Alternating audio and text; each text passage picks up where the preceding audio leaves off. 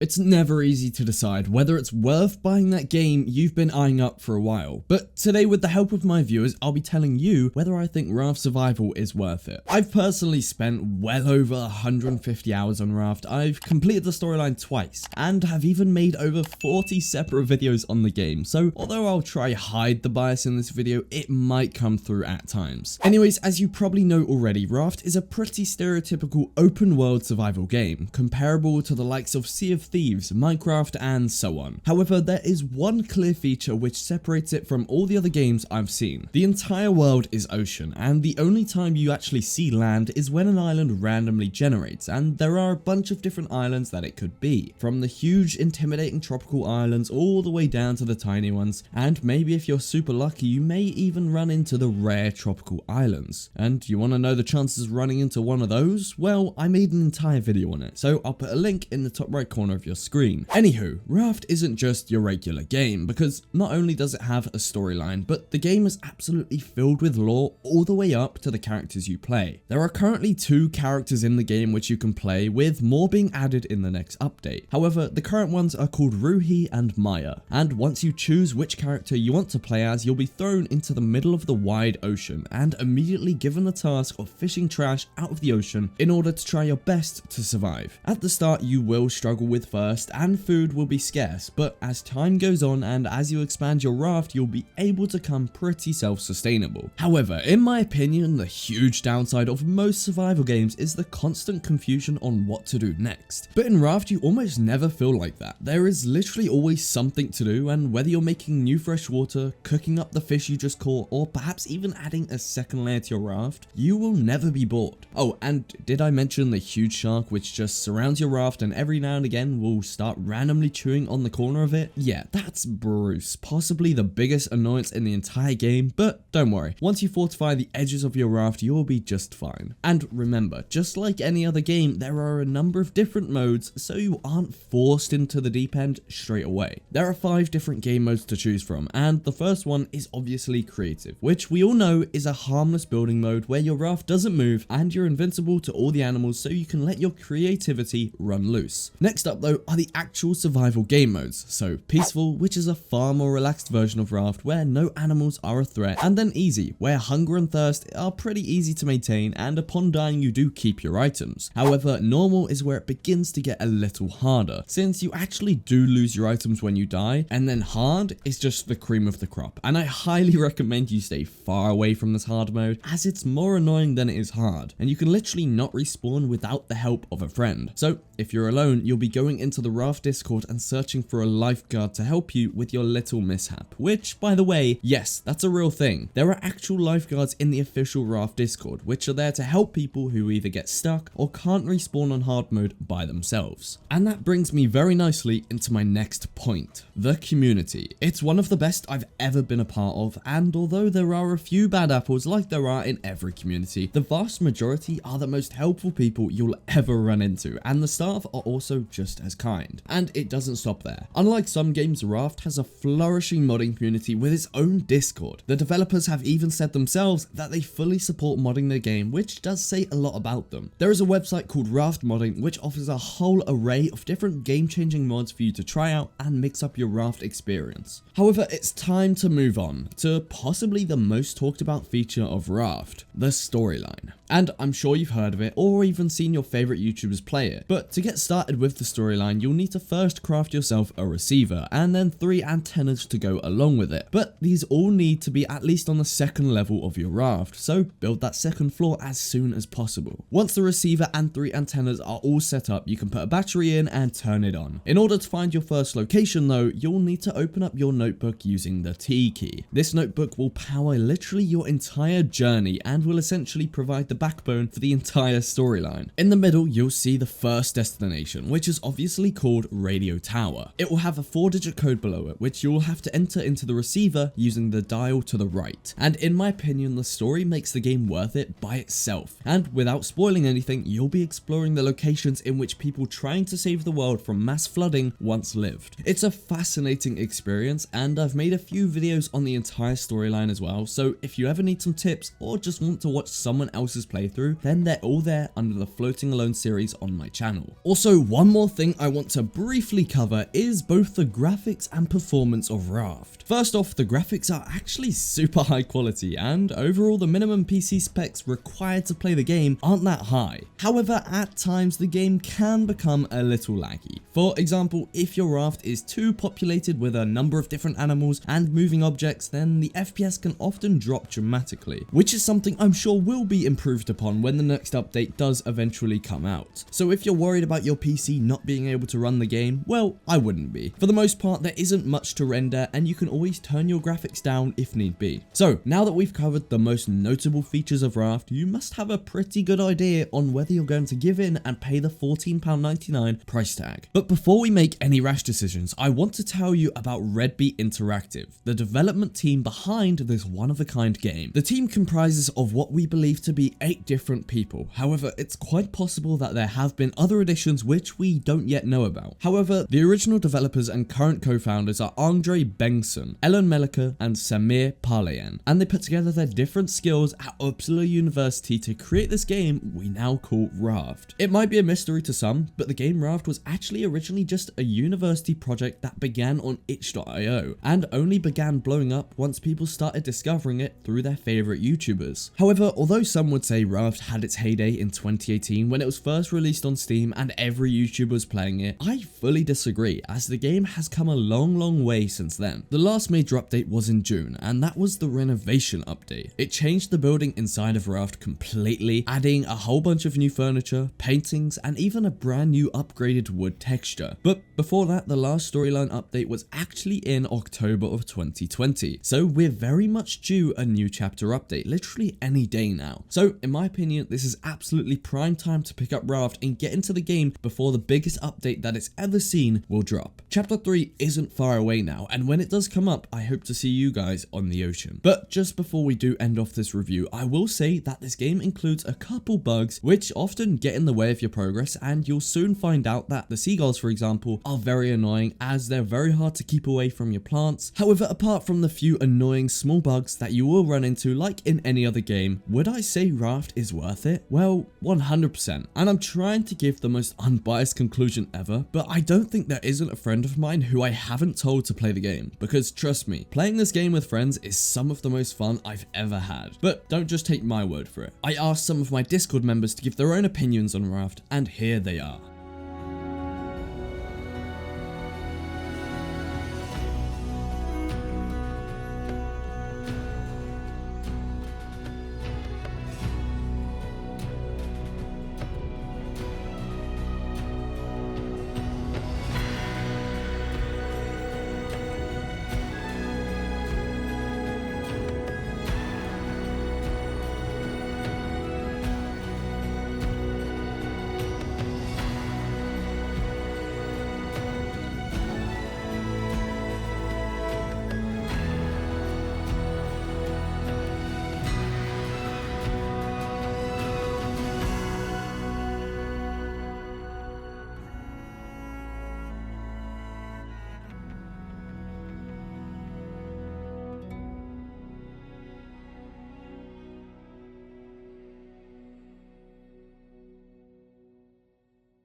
So there we have it. You've now heard tons of different perspectives from current Raft players. So will you be buying Raft? Let me know in the comments down below. And if you do, make sure you subscribe to the channel so you can stay up to date with all future Raft content and updates. Leave a like if you enjoyed or if this video just helped you out. And I'll see you next time.